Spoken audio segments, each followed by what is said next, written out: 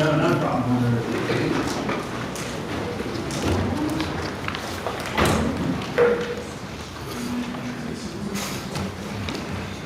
Well, we're waiting on at least 3 members of the committee to join us, but one should not plan one's day around waiting for members of Congress to show up. So we're going to, in light of the short period of time and the amazing group we have assembled, I think we should start, and other members will filter in as they see fit. What an incredible collection, including on cue, Representative Jim Banks, future Senator Jim Banks from the great state of Indiana, which I visited 2 weeks ago and really enjoyed my time. Incredible collection of leaders, religious leaders, faith leaders, to talk about an incredibly important issue that I don't think gets enough attention. From my own perspective, what caught my attention initially was the fact that the Chinese Communist Party is rewriting the Bible. In the Gospel of John, for example, Jesus famously defends a woman who was caught committing adultery against her accusers, saying, as most Christians know, the famous comeback, "Let he among you without sin cast the first stone." The chastened accusers then slink away, and Jesus famously says to the woman, "Has no one condemned you? Then neither do I condemn you. Go forth and sin no more." It's beautiful. It's powerful. It's a story of forgiveness and mercy. Unless, of course, you're a CCP official. Then it's a different story. It's a story of a dissident challenging the authority of the state. And a possible sneak preview of what a Bible with socialist characteristics might look like appeared in a Chinese university textbook in 2020. And there, the rewritten Gospel of John excerpt ends not with mercy, but with Jesus himself stoning the adulterous woman to death. And in churches across Henan province, local CCP officials replaced the 10 Commandments with Xi Jinping quotes, like "Thou shalt have no other gods before me" became diktats like "resolutely guard against the infiltration of Western ideology." At the 19th Party Congress, Chairman Xi declared, "We will insist on the sinicization of Chinese religions and provide active guidance for religion and socialism to coexist." So let me translate. Xi Jinping has no problem with the first commandment, just so long as he and the CCP are playing the role of God.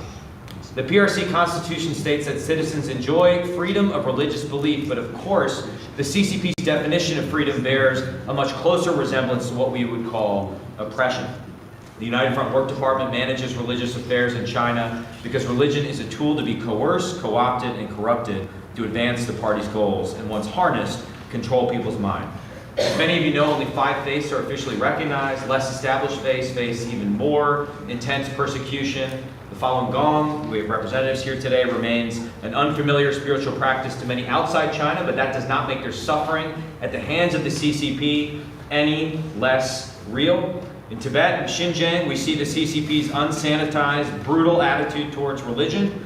While other faiths are persecuted throughout China, Buddhists and Muslims in the far west of the country are facing, quite simply, the attempted annihilation of their faith and, in some cases, their population.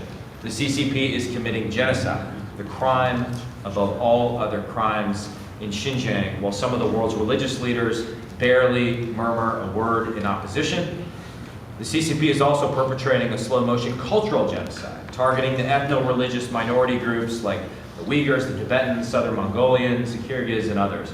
Buddhist statues are bulldozed, monasteries are gutted, mosques are destroyed, children are forcibly separated from their families and packed off to colonial boarding schools where religion and native languages are often forbidden. But even under intense persecution, and I'll end with this, faith persists throughout China, and the number of the faithful grows. In my work in Congress, I've heard unthinkable stories of religious persecution, but I've also listened to accounts of underground churches, brave clergy, and steadfast believers every bit as courageous as saints of the early church. We'll hear some of those inspiring and harrowing stories here today. In an interview with The Guardian, the pastor of one Chinese church stated, "In this war, in Xinjiang, in Shanghai, in Beijing, in Chengdu, the rulers have chosen an enemy that can never be imprisoned, the soul of man." The pastor ended with an assessment that we must make come true, which is that the PRC rulers are doomed to lose. With that, I'd like to turn it over to Pastor Pan for his remarks. You honor us with your presence, and from there we'll go around the table for brief remarks and then a robust discussion. Thank you. Yeah. 这个非常感谢布莱克主席和各位议员朋友们给我机会做见证。So Honorable Chairman Gallagher of the committee and members and friends, thank you for giving me this opportunity. 感谢上帝的眷顾，我也代表我们五月花教会感谢美国政府批准我们所有的家庭来到自由的美国。也感谢各位朋友、议员们为我们呼吁，为我们努力。We thank God for His favor, and on behalf of our church, I also want to thank U.S. government for granting the approval, the arrival of all Mayflower members to the Free America. Also want to thank many friends and legislators for their prayerful appeals and efforts on our behalf. 中国共产党是坚定的无神论，他反对一切的宗教自由。在中国共产党的统治底下，中国其实是没有信仰自由。The CCP is staunchly atheistic and against all religious beliefs. There is no freedom of religion in China under the rule of the CCP. 在中国，成为一个真正的基督徒是需要付出代价的。作为牧师，我特别清楚这一点。There is a real price to pay for being a true Christian in China, and as pastor, I'm especially aware of this. 教会经常会受到被迫停止敬拜、被迫迁移、被迫这个关闭，或者是教会的奉献被没收。Churches are often forced to stop services. They are relocated, banned, and closed. And even the church offerings were not allowed collected. 牧师会被国家安全局的警察不定时的威胁，被迫迁移，被限制出境，被罚款。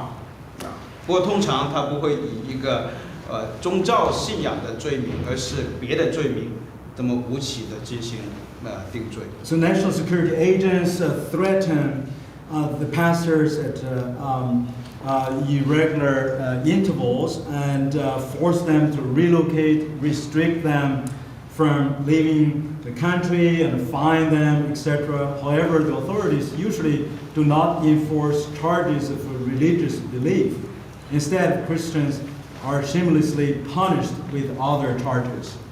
我在深圳，中国最年轻的这座最自由有活力的这个城市里面，我在这里做牧师14年。I have been a pastor in Shenzhen City, one of the really youngest industrialized city, Guangdong Province, for 14 years. 以上的这些威胁不断的在我身上发生，因此在其他的城市其实是更多。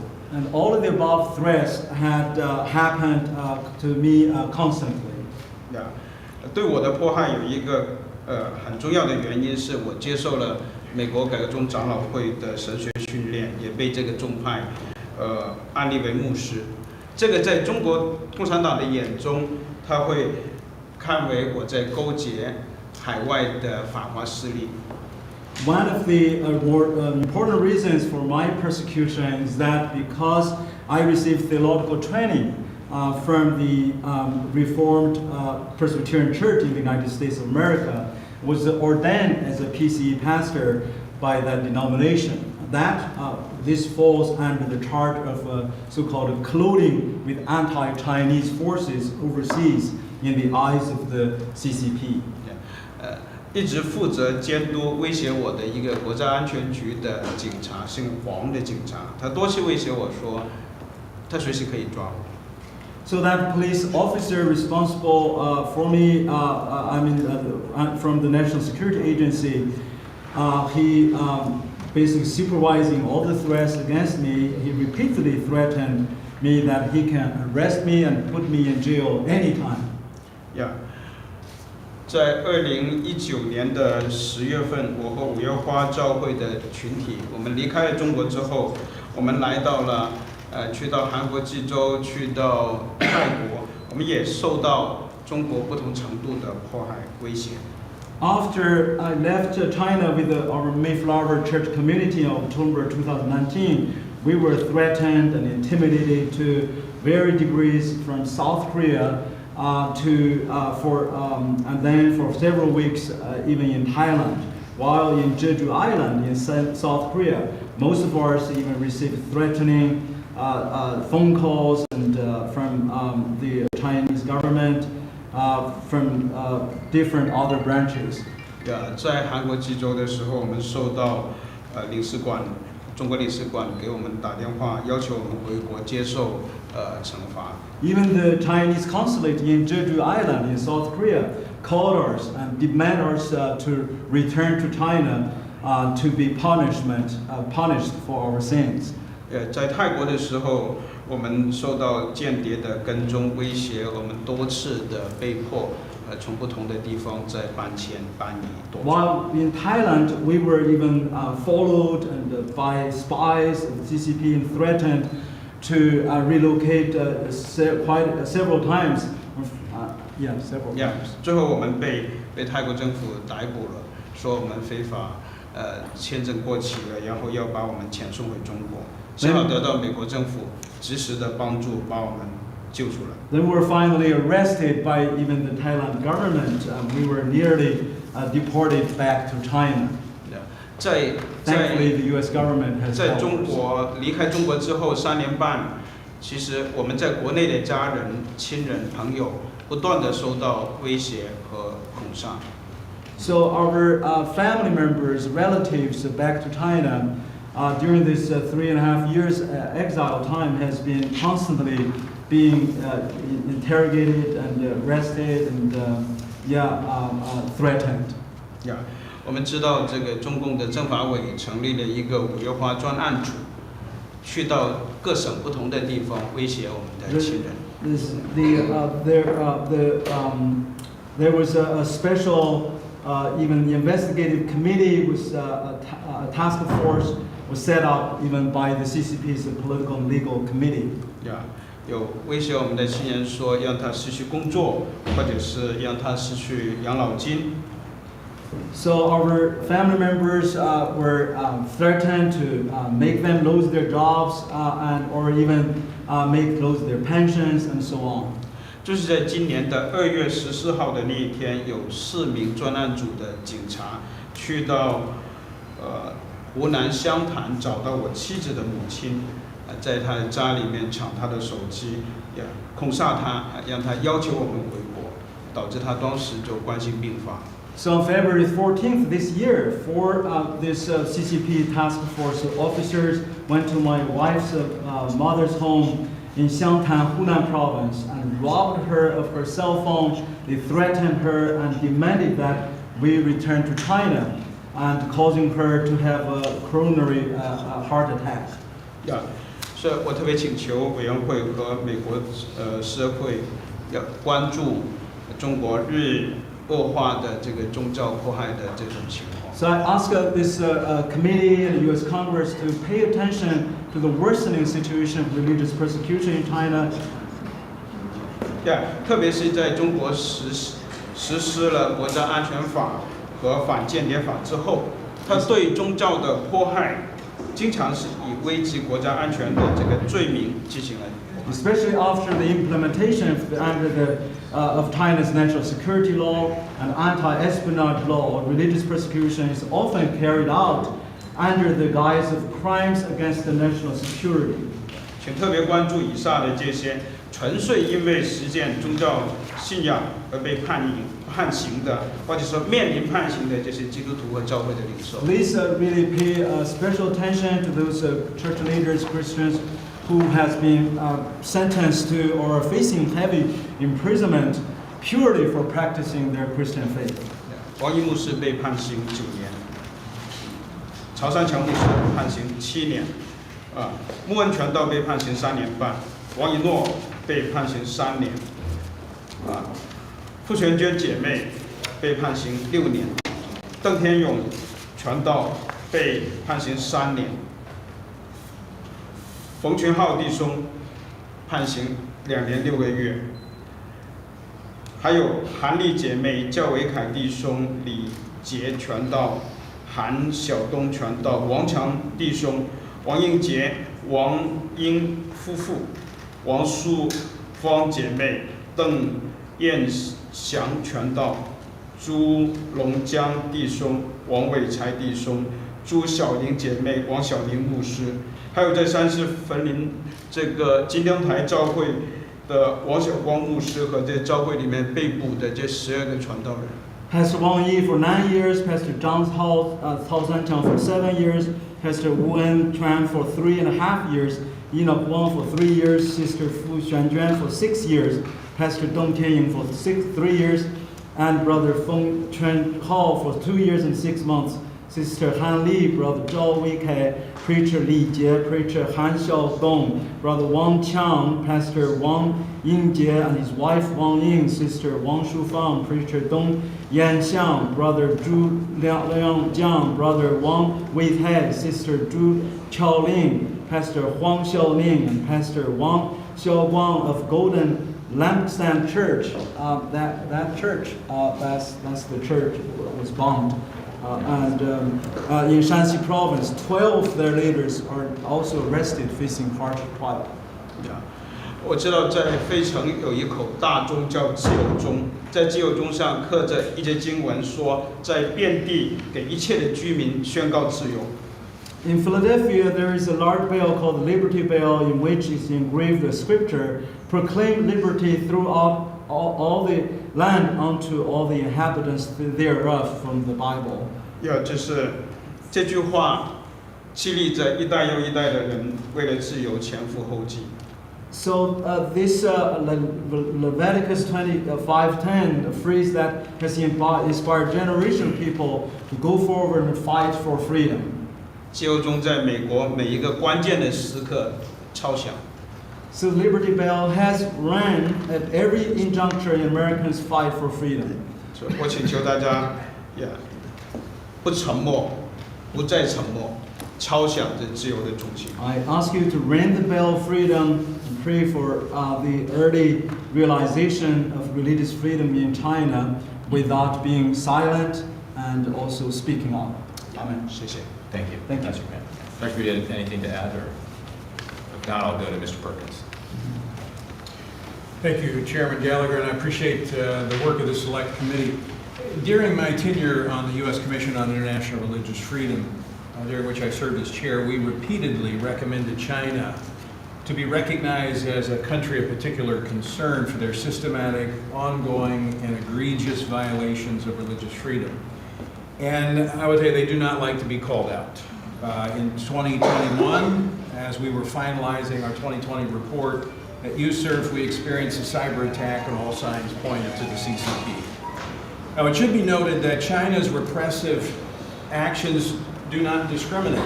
All religious groups are seen as a threat to the Chinese regime, whether it be Christians who are monitored through artificial intelligence and then dinged on their social credit scores, restricting their movements throughout the country, or the Falun Gong, who have been subjected to unbelievable, brutal treatment. In similar fashion, we've heard a lot about the Uyghur Muslims who have been brutally suppressed, placed in what can only be described as concentration camps, and have been used to fuel the CCP billion-dollar organ harvesting industry. Others here today can provide first-hand accounts of what's happening in China. I cannot tell you what's happening behind the Great Wall of China's deception, as I've been sanctioned by China and I'm unable to travel to the country. What I would like to briefly touch on is what can be done. In September of 2000, the U.S. Senate voted to give China permanent most favored nation status, which paved the way for China to join the World Trade Organization. Americans were told that economic activity, trade, would be the key to changing China's poor human rights record. Well, 23 years later, the record shows it's been the key to changing the values of America's businesses, not China. Why else would corporations like Nike, Coca-Cola, Apple, and many others quietly benefit from China's forced labor and in some cases actually lobby against the Uyghur Forced Labor Prevention Act. You know, China is actually more repressive today than they were 2 decades ago, and the reason is simple. They can afford to be, as American consumers fund their repression, and U.S. corporations, many of whom preach social justice messages here at home, are profiting from the enslavement of religious prisoners. China is not an economic competitor to America. They pose an existential threat to freedom for all people. We should not be bowing to this repressive regime. We should be sternly and diligently watching them for the threat that they are. Permanent most favored nation status should be revoked, and any favored status should be determined annually based upon their human rights record. Finally, U.S. consumers have a role to play in this as well. Despite the pressures created by bad economic policy and inflation, Americans must refuse to buy Chinese products, many of them made by the hands of the enslaved, whose hopes are toward America as their hearts yearn for freedom. We all have a role to play in standing up for religious freedom in China, which literally touches the world. Thank you, Mr. Chairman. Rabbi Cooper. Good afternoon. On behalf of the United States Commission on International Religious Freedom, or USERF, I would like to thank you, Mr. Chairman, for your leadership and the Select Committee on the CCP for convening this important roundtable. And to the victims of the Chinese government's religious persecution who have graciously joined us here today, thank you for your courage in standing firm against the CCP's encroachment on your religious freedom. We, all of us here, stand in solidarity with you. My name is Abraham Cooper. I'm the current chair of USERF, and USERF is an independent, bipartisan U.S. federal agency that monitors religious freedom abroad and makes policy recommendations to the President of the United States and Secretary of State in U.S. Congress. Religious freedom conditions in China remain among the very worst in the world, and in the past decade, the situation has deteriorated significantly under the iron fist rule of the Chinese Communist Party leader Xi Jinping. That is why USERF has consistently recommended that the State Department designate China as a country of particular concern, or CPC, for the past 23 years. Chinese authorities have intensified the enforcement of its infamous Sinization of religion policy in the last few years, persecuting and causing significant suffering among believers of virtually all religious groups in China, including Uyghur and other Turkic Muslims, Hui Muslims, Tibetan Buddhists, underground Catholics, house church Protestants, and Falun Gong practitioners. As the Select Committee is keenly aware, the Chinese government's long-arm persecution has extended overseas, including here in the U.S., targeting members of religious communities with ties in China. Such practice is not only unacceptable, it's also illegal. USERF urges the U.S. government to continue taking relevant measures to hold the Chinese government accountable for all these abuses, including the imposition of sanctions to target Chinese officials and entities responsible for severe religious freedom violations. Just before I end, we're talking about a roundtable here to give solidarity to you, Mr. Chairman, of your Select Committee, but I also think this is a call to action to all of the religious groups represented here in the United States. It's time to awaken the sleeping giant of all of the houses of worship and the millions of people who come on Friday, Saturday, and Sunday to pray in the appropriate way. There's a disconnect between everything being said here today, all of your efforts, and I first and foremost point to my own, but I think we can all agree that if we can awaken the churches, synagogues, mosques across the United States to look at the suggestions of your committee, we're going to get some significant results. Until that time, I'm afraid we'll be having annual meetings to say how bad things are. So we're not only asking you to do more in Congress, I think we have to look in the mirror and also ask more religious leaders. Thank you, Mr. Chair.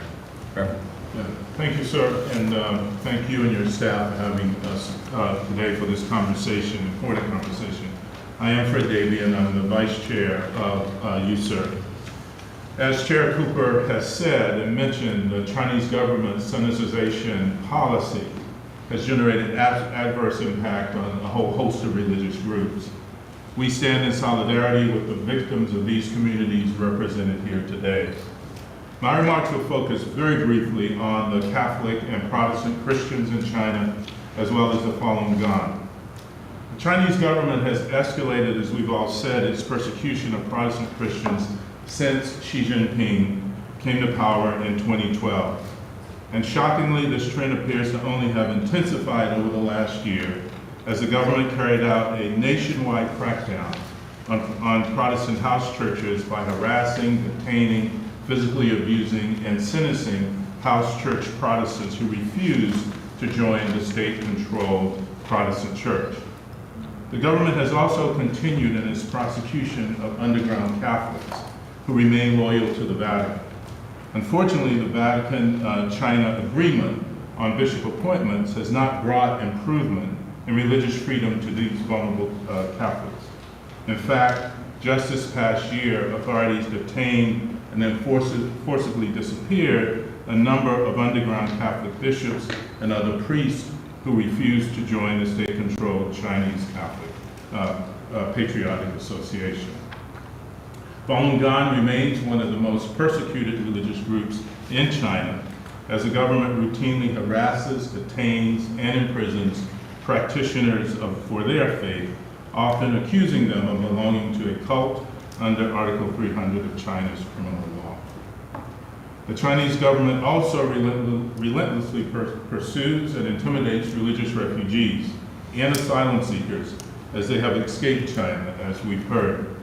The targets of such CPC harassment include members of the Shinxin Holy Reformed Church, also members of, also known as the Mayflower Church, when they are seeking refugee status in South Korea, Thailand, as well as the Falun Gong practitioners here in the United States. Let me say a personal word before I wrap up, and that is I had the opportunity to visit China in 2012.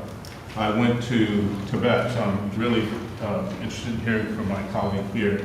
I personally experienced surveillance, control of my electronic devices when I landed in Tibet.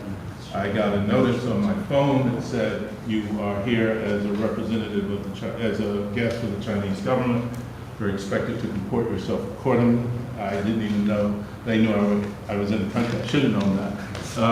But even more sadly, while there, a number of the Buddhists pulled us aside and said, you should understand that much of what you see here is not authentic.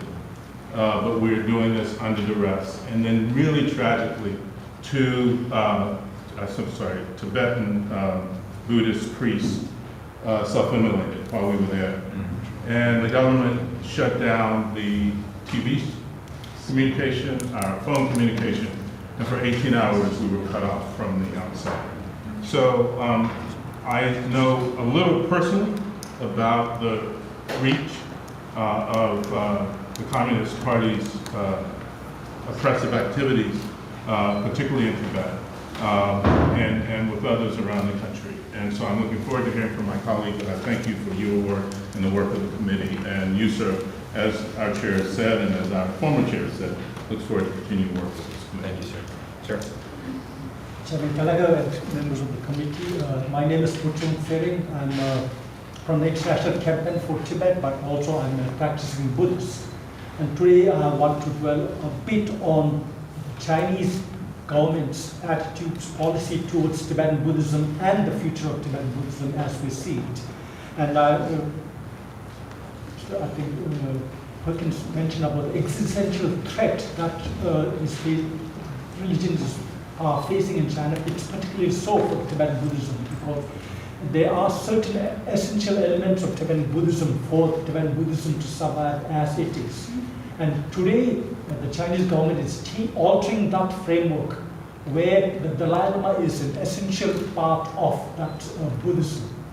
And therefore, we would urge that the Select Committee in particular, but Congress in general, look at this as you approach your policy towards China.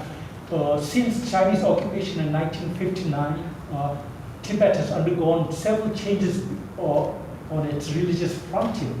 First of all, in the initial years, the Chinese government tried to physically destroy Tibetan Buddhism, be it destruction of monasteries, disrobing of religious leaders, or making the communities subservient to the Communist Party. Thereafter, in the 80s and the 90s, the Chinese government realized that that policy was no longer working. The Tibetan faith in their own religion continues to be there. They were resilient despite all the persecution, and therefore the Chinese government changed its policy, and today now it's a policy of control. The Chinese Communist Party, which doesn't believe in religion, wants to control Tibetan Buddhism and the essential element of Tibetan Buddhism, which is the theory of reincarnation, where spiritually you're supposed to believe in the system to be able to have control over it. And in 1995, the Chinese authorities, first of all, interfered in the succession of one of the senior Tibetan Buddhist leader called the Panchen Lama. When he passed away, his reincarnation was recognized by the Dalai Lama, as rightly he should do.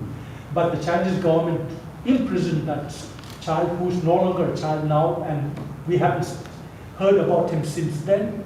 Instead, the Chinese authorities appointed their own candidate, who now is being groomed to serve the Chinese political agenda.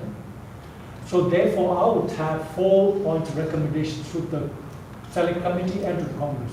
First, the Select Committee should strongly assert that it's the Dalai Lama and the legitimate Tibetan leadership in exile that should have the right to decide on the future of the Tibetan people and the Tibetan destiny.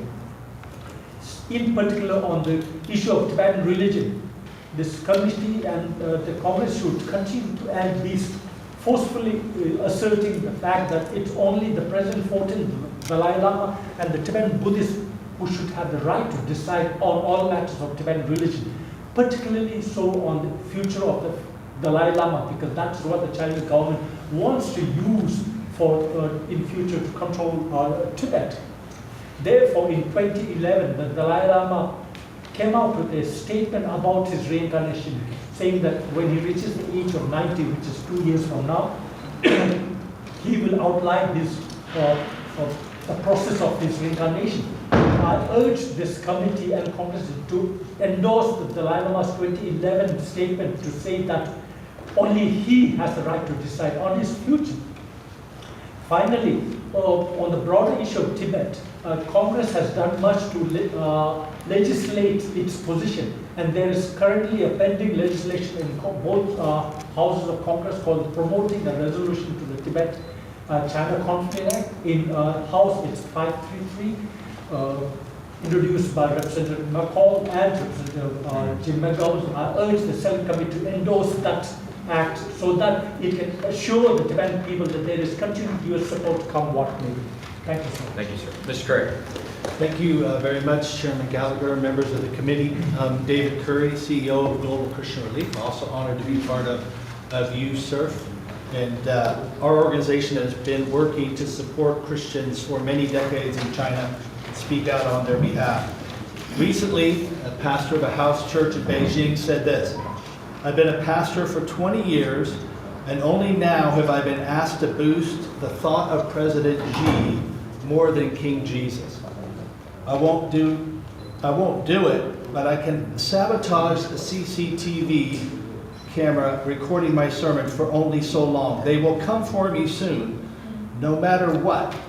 That will make my words reverberate more." And that really paints a picture of what is happening in China today, certainly in the Christian church with Uyghur Muslims and others. There is a sophisticated surveillance system which is giving access to the Chinese government to individual religious practice and scoring that practice as a negative on their citizenship score. which means the deeper you are in your faith, the more you want to attend a synagogue, a mosque, a church, you will be considered as an enemy of China. There are many things which we can do, some of which have been mentioned by my colleagues at USERF. One thing we would suggest is greater assistance on countering Chinese censorship, this technical Great Wall that's up around this country and people trying to practice their faith.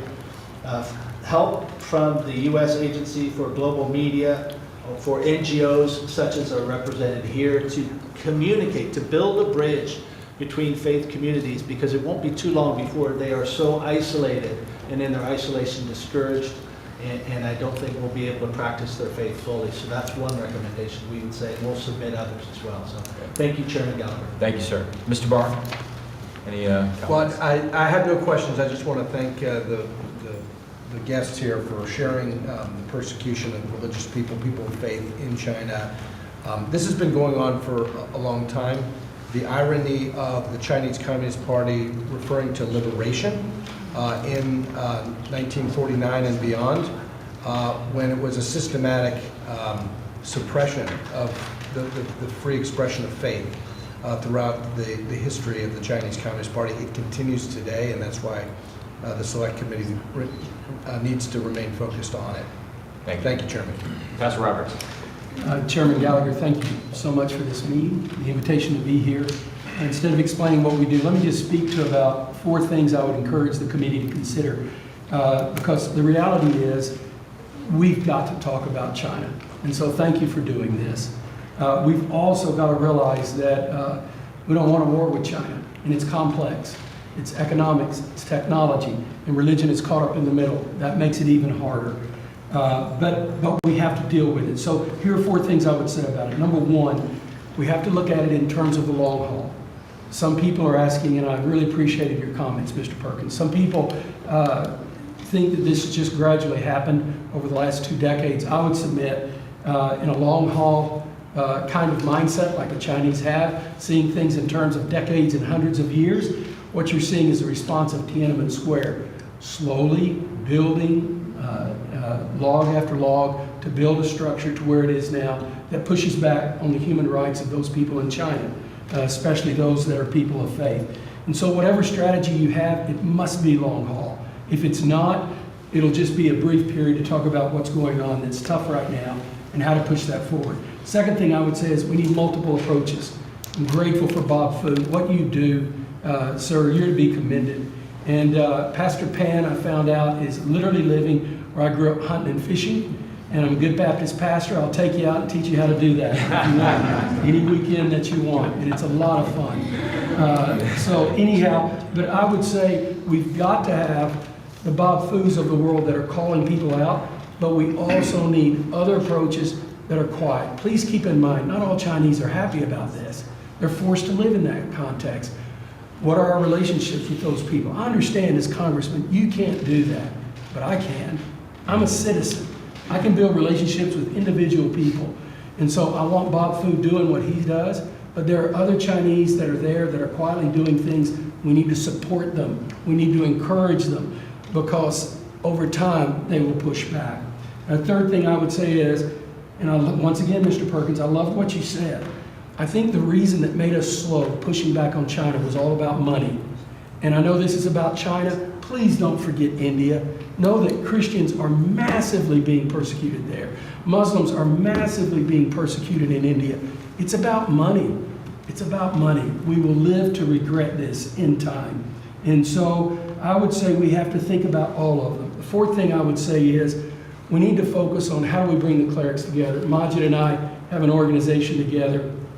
He's not here representing that organization. We were in Pakistan this year bringing people together. They're now doing the retreats together where for 3 days, pastor and imams come together, throw away the key. And we had an imam where the Christians are persecuted, literally, who's a wealthy imam tied to the government in a major city there. Just had the church built next door to his house. He said, no one will burn your church down now. That's because the clerics are working together. They know one another. We were just in Sudan before everything blew up. And the pastors and imams that we're working with are literally texting us on WhatsApp. They're fleeing to 2 particular cities, and we're working with them, trying to get them aid and other things that are involved. You cannot underestimate what clerics on the ground can do, especially when they get outside their own tribe. All kind of good stuff happens. The fifth, and I would just throw this in, there are surrounding nations that can help us. I think it concerns me, Majid and I both work in the Middle East. I wish the Middle East nations were more vocal on what's going on with the Uyghurs. I've told them this. Yeah. In my meetings with them, it frustrates me.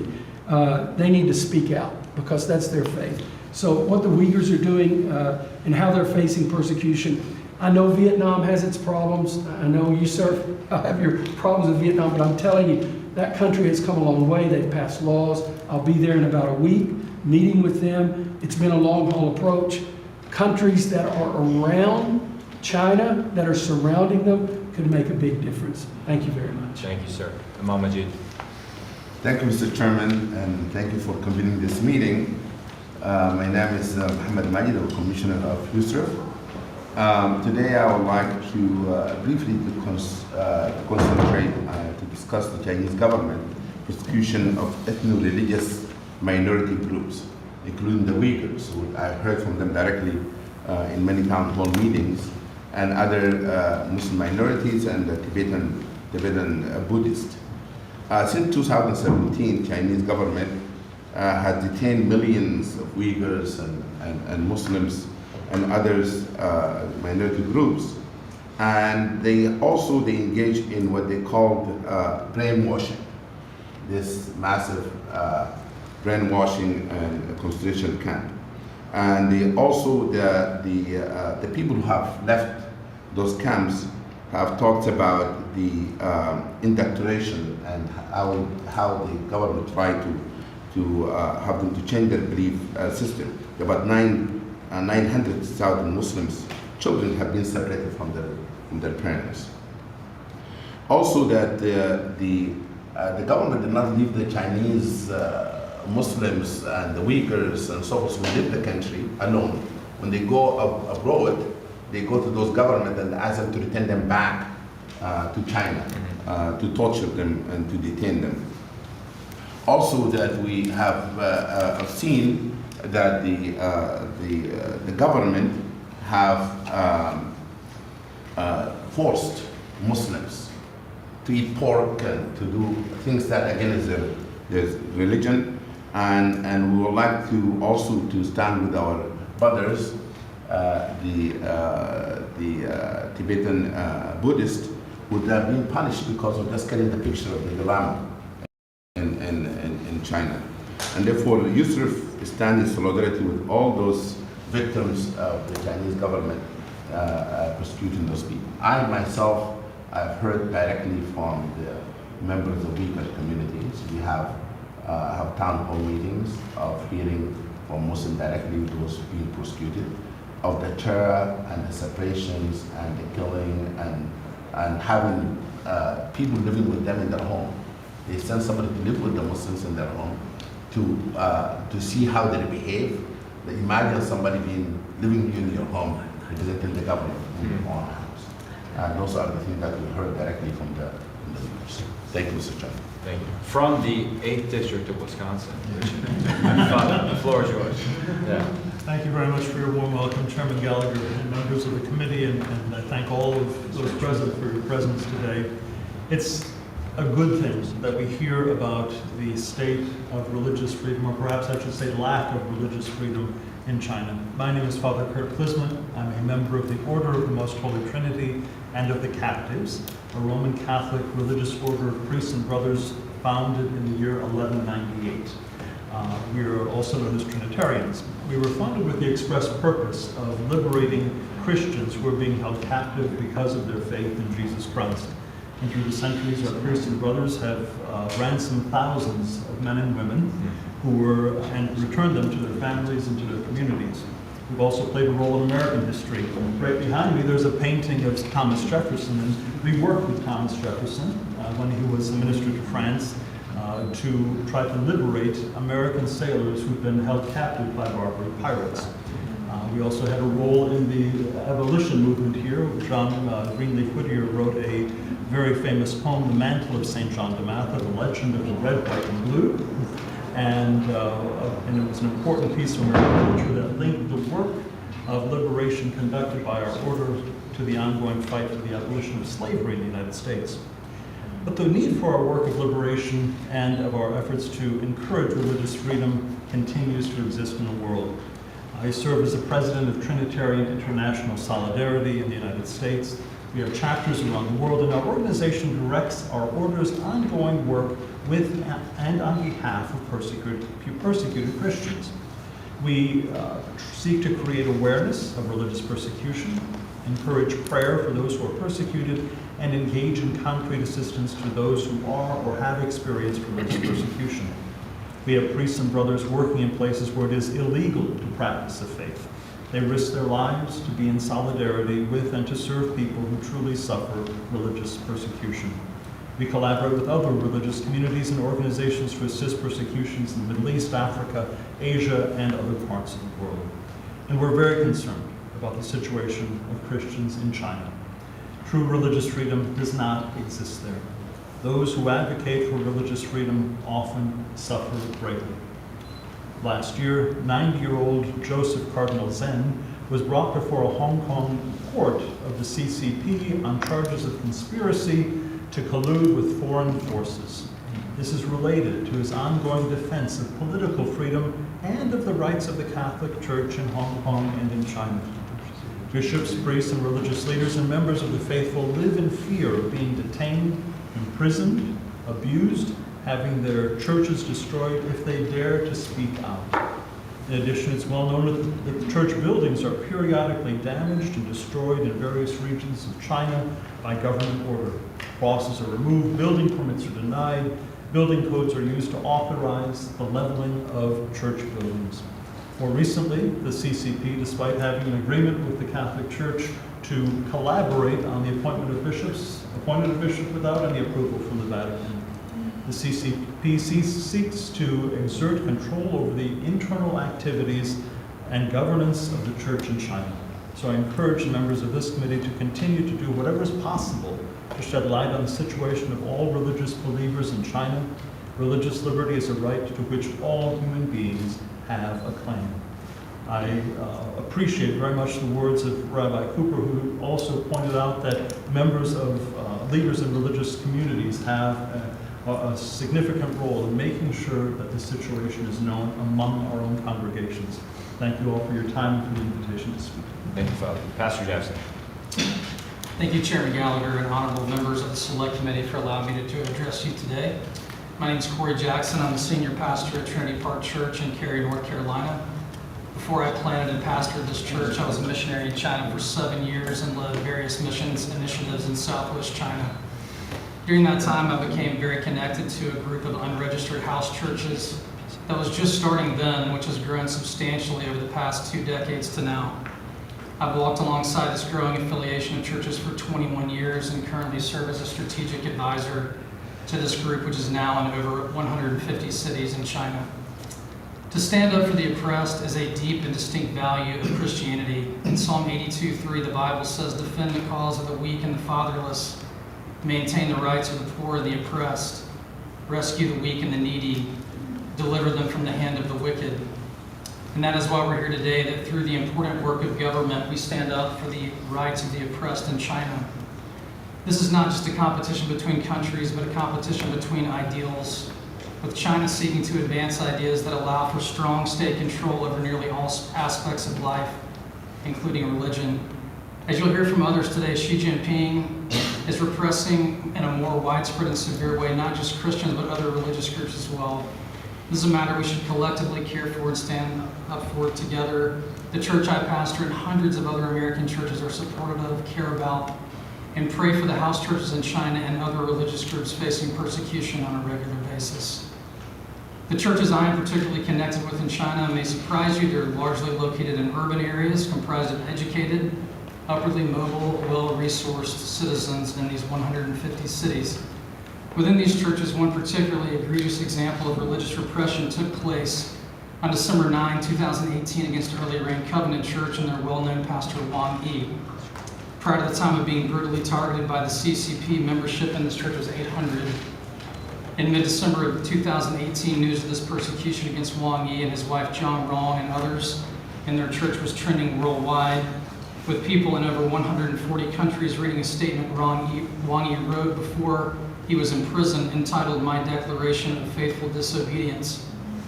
Over 300 Early Rain church members have faced various forms of persecution, 27 serving in criminal detention, some lasting up to 9 months. They were denied due process and legal representation. Members of the church still today are facing various forms of persecution. In fact, Wang Yi's wife and son are still under house arrest today, nearly 5 years later. Members have been and are being beaten, stripped naked at different points. Those in detention were intentionally dehumanized on a daily basis. Children are often arrested with their parents. They are used, those children, as bargaining chips and will even separate nursing mothers from their babies. The Bible does not mince words when this kind of evil is being perpetrated among those who are made in God's image. Proverbs 14:31 says, whoever oppresses a poor man insults his maker, but he who is generous to the needy honors God. The oppression of the image of God and the church of God is an insult to God as their creator and redeemer. And though the case of Early Rain is prominent, it is not an anomaly. We're seeing repression growing across unregistered house churches in nearly every facet of Chinese society. We've seen many forms of this. One Christian we know was charged with an illegal border crossing while having a legal visa. Another was arrested for homeschooling his children and then was sentenced to 2 years in prison because they found, quote, politically sensitive material on his computer. Another prominent pastor we know has 24/7 police presence outside his home since 2019. These are 3 examples of hundreds, maybe thousands. The list goes on and on. This increasing repression is happening everywhere in churches I am familiar with. And if the global community does not speak up and stand for religious freedom, the situation will worsen. I'll close with this. If you're a pastor or a Christian in China, you wonder each and every Sunday whether it will be your turn to face the fires of persecution. And quite remarkably, they are willing to face these fires. They stand up for their rights and use attorneys when they're able to, but they accept these trials as an opportunity to follow the way of Jesus, the way of the cross. So thank you for considering Select Committee of China, how the United States Congress can continue to take a stand against the CCP's desire to control the religious freedom efforts of its citizens. Thank you, sir. And finally, before Mr. Jimenez, Imam Hajim. Thank you so much, Mr. Chairman. Assalamu alaikum, and thank you to the Select Committee for organizing around the table important topic. I'm studying Saudi Arabia 6 years. My name is Ankar. I'm not speaking English. Mr. Umar, translation. I'm Sami Bek Rahmat. I'm birinci katım boğaçsal ciddileştim.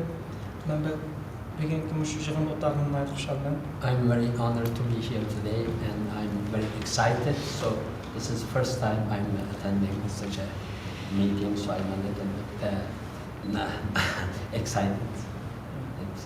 Her qanday bir devletning rahbarlari olsun, dunyoning har qanday yerida yashayotgan va yoki dunyoning har qanday bir cho'ng bir davlat tutgan bo'lsin, buni aqalli bilish tegishli.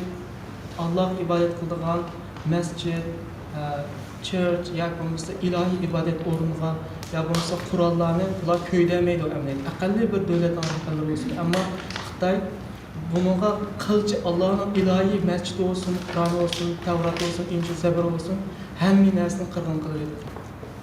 Nowhere in the world, any country, any government is burning Quran or Bible in any part of the world. But it is in China. It is a state policy to burn like Quran, religious books, and sacred books. Xitoylarniki bularning dunyoga mashhur bo'lgan yipak bilan bularga parpur narsalarga ust keladi. Bular tashqi ko'rinish nihoyatda samimiy ko'ringan bilan amaliki ichki jihatlardan nurg'unlagan bizningki shu ustozlarimizni, imomlarimizni bular to'xtamay turmush ulayotdi, hozirgacha qiryotdi, oila tavobat qilishgan hisoblanmadi hozir. Since 2017, China started a genocidal policy against the Uyghur people. the first target, the victims of the Chinese this repression policy were the imams and the religious leaders of the Uyghur people. Şahsen ben Saudi Arabistan'da 6 yıl okudum. Okuş jarayonida biz özü pasport berip bizni okutib, ayağımızda Mısır'daki ve meni savaşlarımdan hemmini mutlesiz tutup etti. Qamoq jazosi soldi, ulardan ayrılıp kaldı. Ama bütün dünyaya tarılıp kettik, hayat qağalarımız Amerika'ya, Türkiye'ye sağlıkçı kettik, qağalarımız hükümetleri tutup etti. So I studied in Saudi Arabia for 6 years. So I left China legally for studying religion in Saudi Arabia, and my intention was to go back to my country to serve my people. But because of the Chinese policy change policy in our homeland, so all my friends who were studying in other parts of the world as well just couldn't return back, or Chinese, when some of them returned, but they disappeared into the concentration camps. Bizim şu ruhi kesellerde hazır şuna dep qaralawatydy. Amma lekin men okup hakikaten 2014-2015 yılda bağa vaqtımda biz bir fakultet okup düşken vaqtım savaşlarım bilen göz aldımda hazırım turupdy. Tüpsik 5 yıl qalpaq kiygiziп qulga qılıp bir savaşım şu aeroplan düşken zamatla bulun eketdi. Meni hepde 10 gün soraq qıldı. Özüm okutup, özü bizden şunda qijnıdı da. Actually, Chinese government allow us to go to Saudi Arabia and other Muslim countries to study Islam. But when we return, for example, I returned back in 2014 and 15, but they arrested us at the airport and interrogated us, and some of our friends who returned to see their families on their vacation disappeared. Sarqanda bir mescitlerdeki imamlar olsun, ustazlarımız olsun ve yoki baloqqa insanlar olsun, bularni ayt samimiy, rostchil, Allohning kitobini o'qiydigan odam yolg'onchilik qilmaydi. Ammo bularni tutib, oila balchaqlari bolalarni tortib, bularni qirib etib turmadi.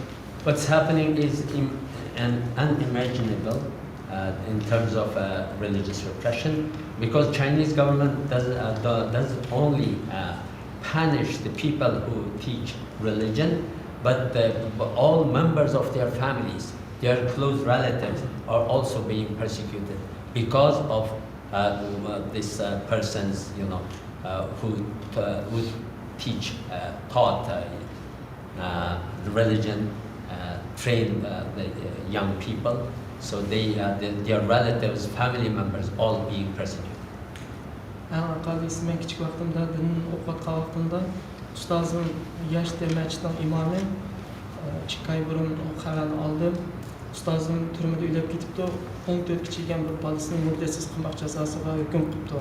So my teacher, the imam who taught me when I was in my homeland, he died in concentration camp. I got this news 2 months ago, and his son, who was 14 years old, sentenced to life in prison. Har qanday Amerikaning hukumatiga birinchilab rahmatimni bildiraman, ammo bu qonunlar aylanganida yetarli qo'llanildi.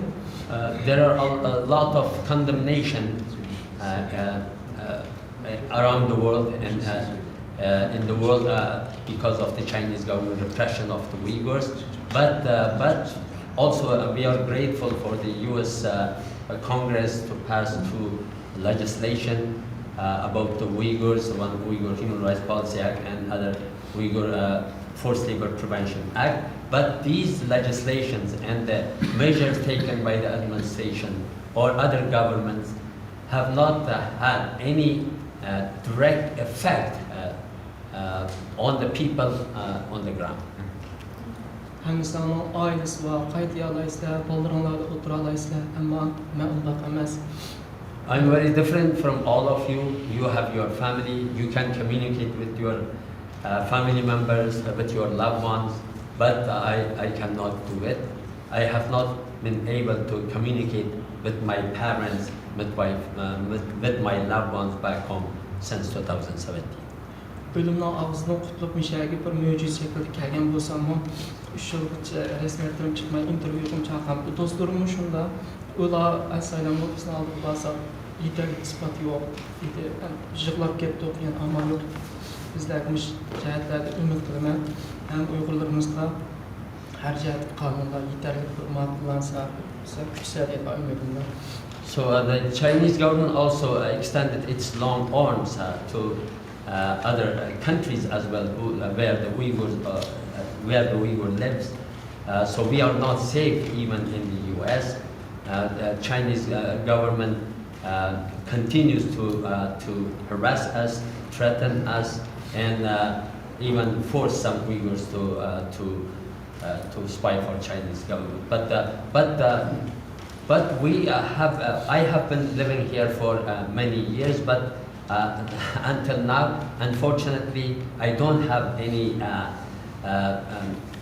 paper. I have not been invited even to be interviewed about my asylum case. Ben bir yerde bir Uyghur imam bulaşıp durmadan her gün telefon tapşırıp alıyorum. Dostlarımız olsun, çoğunluğumuz olsun, ben ölü olayım o. Yaşap bulamadım deyse, onda kılma Allah da biz gülenç oldu deyip keç-keçilep Allah'a dinle cihetlerde ruh azrak olsun, uzak bir ataklı alayım. So all Uyghurs who lives out of the country are in under a psychological pressure from the Chinese government because they are unable to communicate with their loved ones, so they are all of them in depression.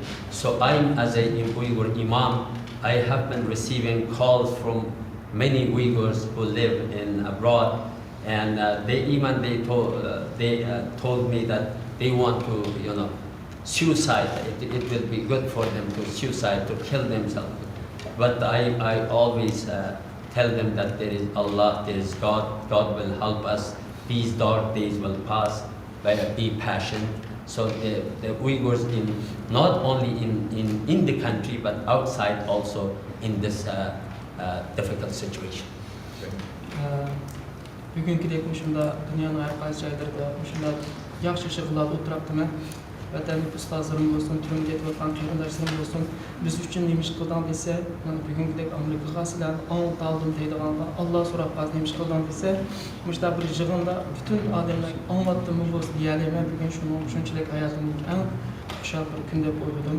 I am speaking here, so I'm taking a lot of risks because Chinese government, retaliate and try to silence Uyghurs who live abroad, and they threaten them not to expose what's happening in our homeland. But I'm taking a lot of risks to speak here, but I have to do it because it is my duty, and God is there, so God will help us to survive.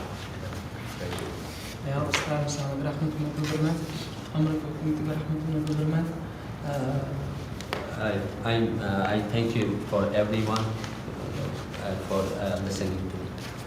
Great, thank you. I know we're over time. I could stay for longer, and I know we want to have a discussion. But if anyone has to leave, I won't be offended at the same time. Mr. Menes, the floor is yours for a question, a comment, whatever you'd like. Comments is there, but for the grace of God, go us. And so I joined this committee. I had certain thoughts about the Chinese Communist Party. I certainly was not friendly to them and all that, but the more and more I find out what they do, the more and more I believe in the importance of this committee that we serve on. The reason the people of faith are persecuted is pretty simple. People of faith believe in a higher cause, a higher calling, a higher purpose. And that's a direct threat to those that just want you to believe in the state. And so all religions are a threat to the state. All religions are a threat to the Chinese Communist Party. What I find now educational is that not only are they trying to destroy the religion from the outside, but they're trying to destroy it from the inside too. And so you see the same thing, they're trying to install their own Dalai Lama in Tibet, and then they're trying to install their own bishops, Catholic bishops in China, and before you know it, as their influence spreads, and if they actually do attain what their goal is, which is to dominate the world economically, militarily by the year 2050, then we'll see this throughout the world. And we in Congress have to shine the light on what the Chinese Communist Party is really all about, and the threat that it poses not only to the United States, but the threat that it poses to the freedom of the entire world. And so I want to thank you for your testimony. It certainly was educational. It's even worse than I thought, if that's possible, but it is. And we in Congress, the United States, has to stand for freedom, freedom of religion, freedom of expression, freedom of the press, freedom to live your life the way you deem fit. And so, I want to thank the chairman for putting this together, and thank you. And really, my heart goes out to each and every one of you that's been persecuted by the Chinese Communist Party. I want to make sure my children and my grandchildren don't live in a world that's dominated by the Chinese Communist Party. Well, thank you, Carlos, for your clear voice that you've spoken with since the start of our committee's work. I have a question. I mean, getting to the disconnect that Rabbi Cooper alluded to between what's talked about in a group like this, and obviously all of you wouldn't be here if you didn't understand the issue and the threat and weren't willing to talk about it, taking enormous risks in the process.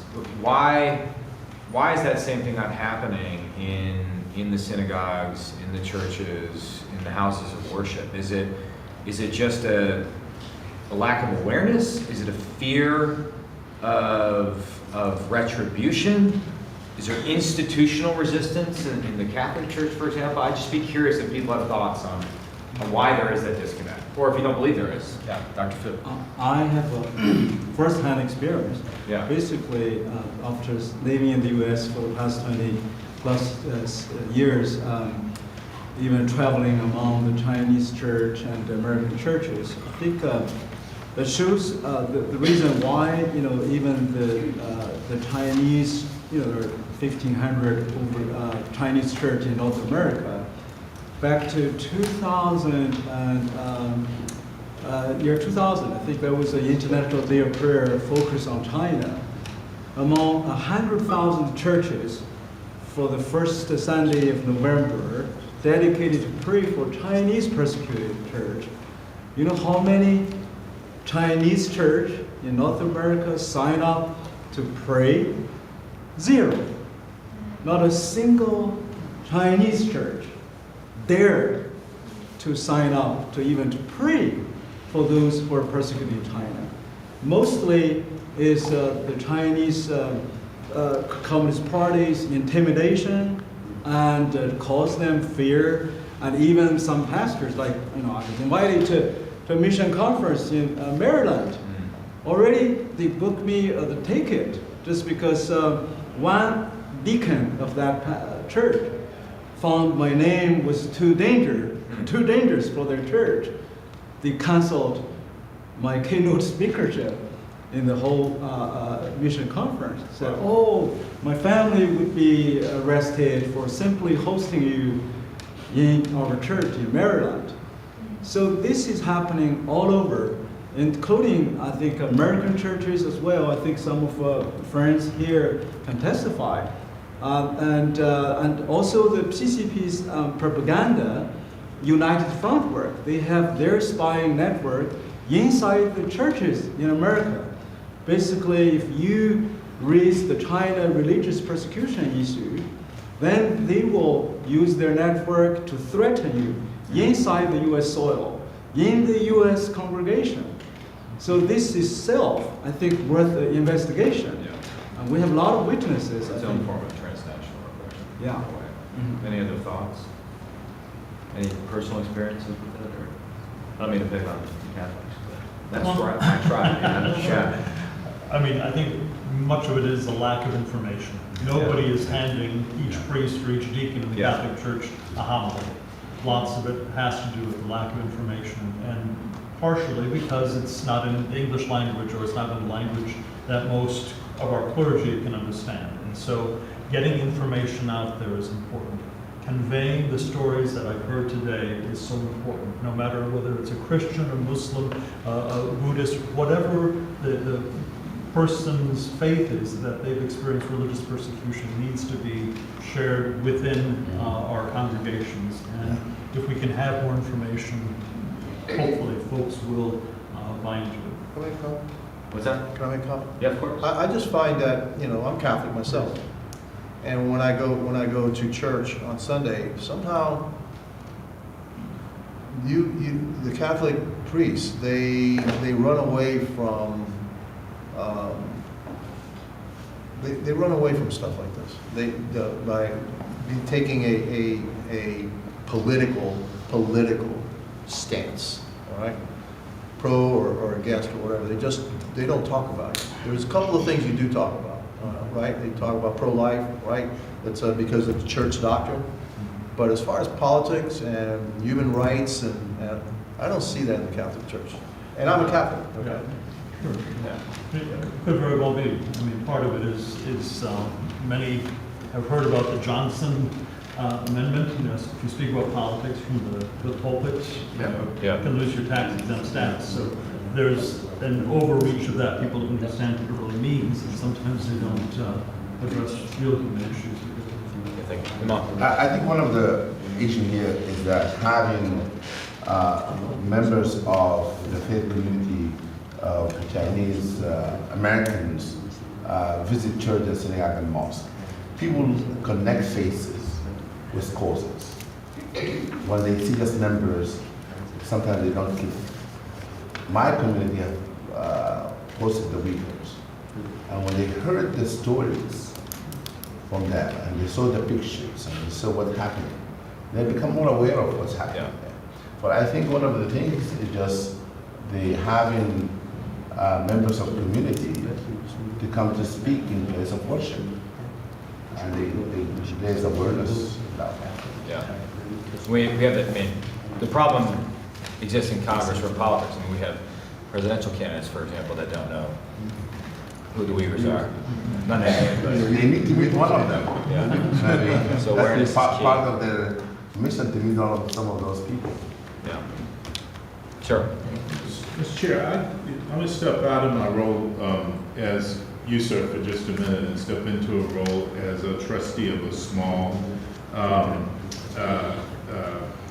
Christian college in the South, my alma mater, which is Greensboro College. Our college has a relationship with a university in China that, and the president's not going to like me saying this, but I've told him that I was going to talk about it, so here goes. That gets financial support from that university. I think the distance between that university and the Chinese Communist Party is probably not that great. The point is, it's not the only small liberal arts college in America that has that kind of relationship. Yeah. And I think when that exists, there's the opportunity to have a more subtle and perhaps insidious approach to the ways in which people then become immune to the atrocities that we've talked about today. I understand that there's a serious struggle on the part of small, particularly independent, religious-based liberal arts institutions. But another area where we can get really serious about the Chinese influence in America is in that realm. We at least need to know what's going on.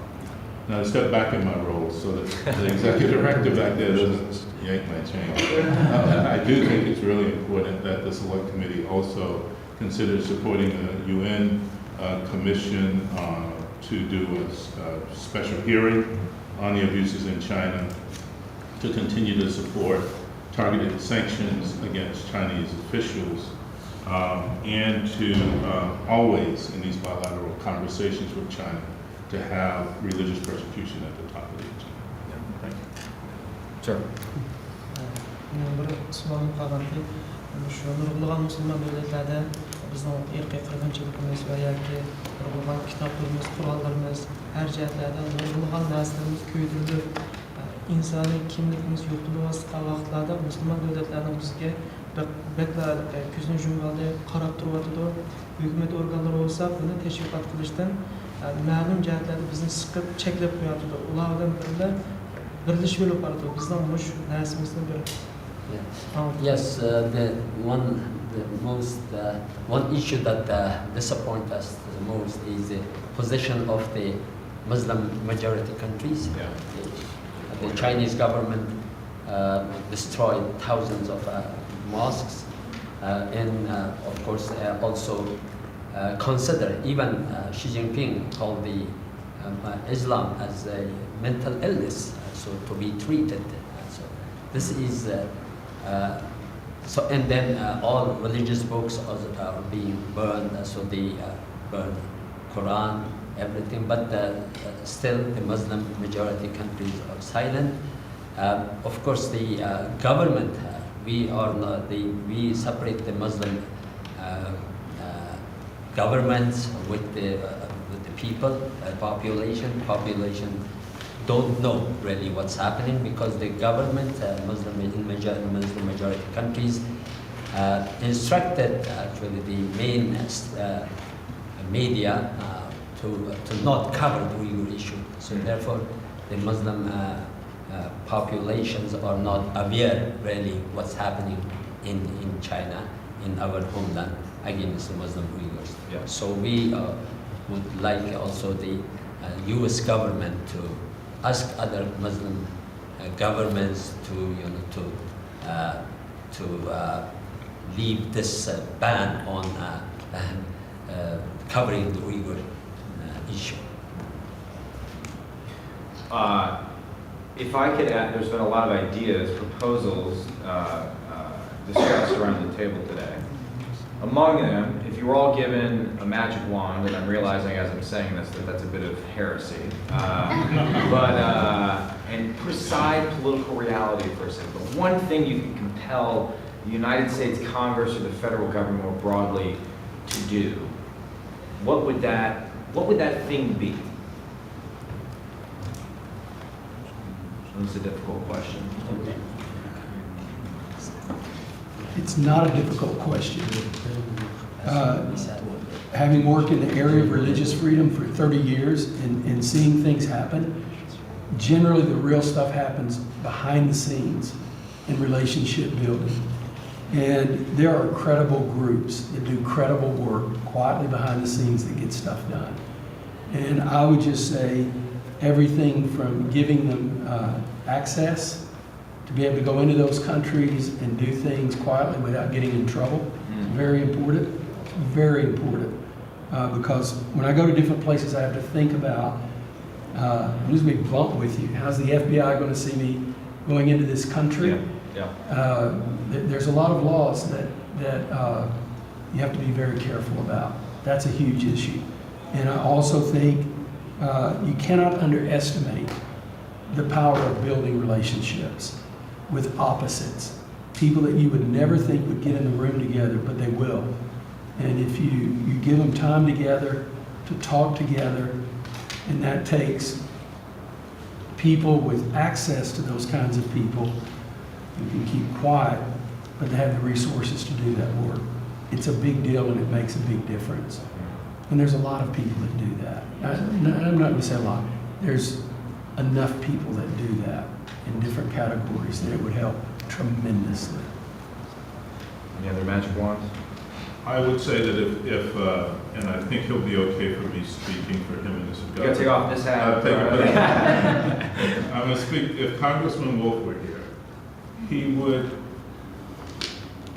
put a spotlight on the lobbying that's being done legitimately here in the U.S. on behalf of China. Yes. And being done by former members of this august institution.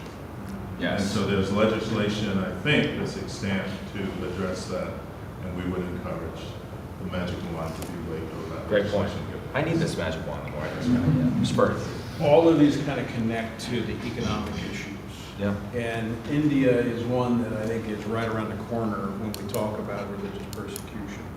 And so I think in our, and I say our, United States Congress, the United States, we need to elevate human rights, religious freedom at the tip of that spear in conversations about economics.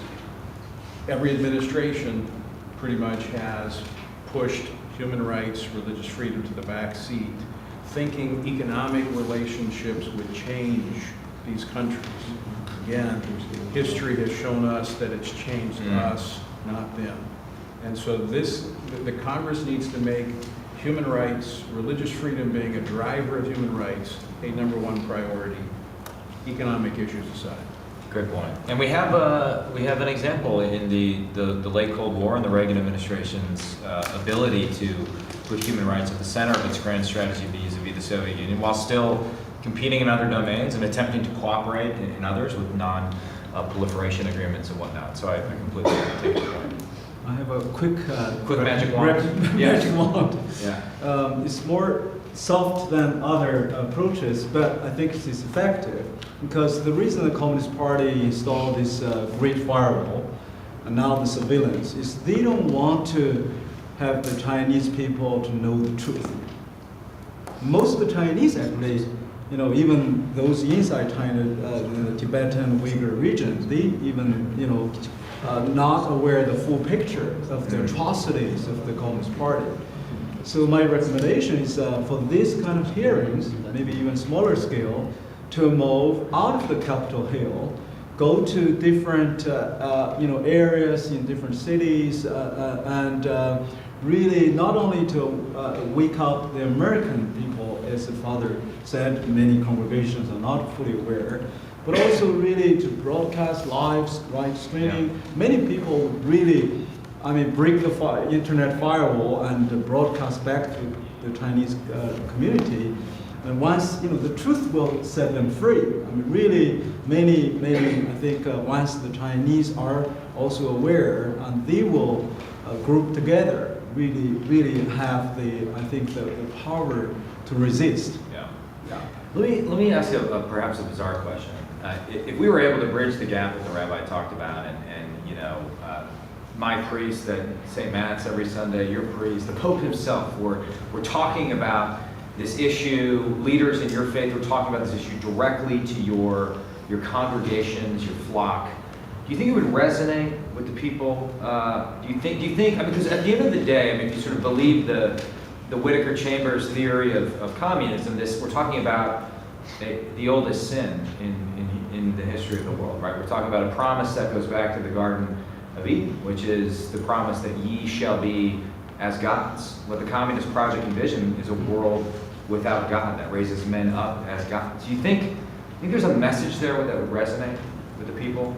Absolutely. Yes. When the message is given, I can speak from experience, when the message is given, people are thirsty to hear what's happening in different parts of the world in regard to people of faith. And they recognize the gift that we have here. But it's easy to assume everyone has that gift of religious liberty in other parts of the world. When they hear they want to act, they want to do something, they want to know what to do. And at the same time, the U.S. government, the U.S. people are being held hostage by the fact where our medicine's coming from. Yes.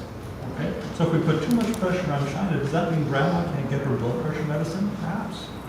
Etc. Things like that make a difference. So we need to work hand in hand to make sure that we're able to express what we need to express and not feel that we're being held hostage. Any other comments? Yeah, I'll speak on that. Yeah. As a pastor, so the church I'm pastor has about 25 different ethnic groups in the church, so we're a multicultural church. So for one thing, we need to recognize that America is multicultural, we know that, but we're also talking to people who have stories that connect back to China and other nations. So there's an opportunity there to connect with people back to their stories.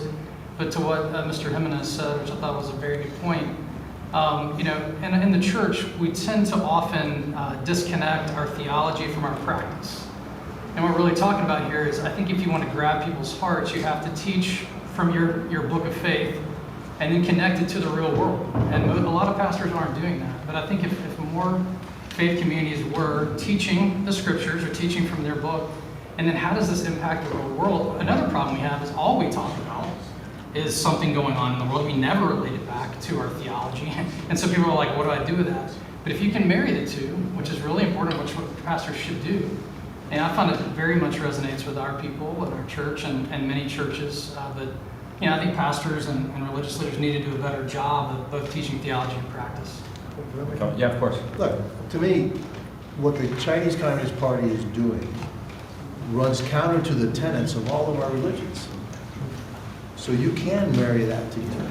Pretty seamlessly, actually, all right? Human rights and religious freedom. I mean, being the champion of the oppressed.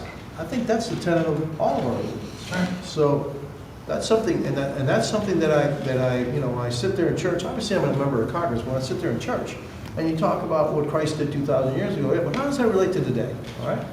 And Christ, serving the, I'm sorry, I'm Christian, so I want to talk about Christ. Okay? So, Christ, serving the poor and not being, he was a special individual, right? So, how does that relate to today? I don't get enough of that, all right? I don't get enough of that. And so, I think we should, and I think it's time. Look, if we don't, then we may find ourselves in a godless world. Because it's time, we need to start fighting that. I'll make one more comment real quick that Father Klisman said, which I thought was very important, is we need to be reading theology and sermons from global theologians. And so whatever's being translated out there for us, we're talking about China right now, there's some good work being done translating Chinese theological work of pastors, rabbis, and others. And so we need to just be bringing that up. And so don't just read from your own personal group, read from other people, and it will also help you understand what's going on. I know I've kept you all 35 minutes longer than you intended. I hope I didn't ruin anybody's lunch plans. My staff is freaking out. Maybe, you know what? My New Year's resolution was to sort of try and listen to the Holy Spirit a little bit more. And right now, the Holy Spirit's telling me we should end in a prayer, which will admittedly be biased towards the Christian perspective, but I think the message will transcend all. So if you join me in a moment of prayer, if you would. God, in today's gospel, we hear the story of how Jesus gathered together his 12 disciples, and he imbued them with the power of the Holy Spirit and gave them the power to go forth and drive out unclean spirits from other people.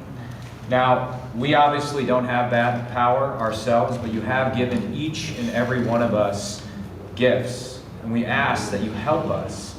You give us the courage to use our gifts, however meager they may seem in comparison with those of the 12 apostles, in order to do good in this world. Use our gifts in order to stand up to evil in this world. Because there is evil in this world. It is seeking to attack us, to divide us, and we ask that you be with us as we struggle on behalf of what is good and what is righteous. And we thank you so much for bringing together this incredible group of leaders. Thank you for their passion. Thank you for their expertise. And I couldn't think of a better group of people to do good works in order to glorify you. Amen. Thank you all. Really appreciate it. Thanks. Thank you, Chair.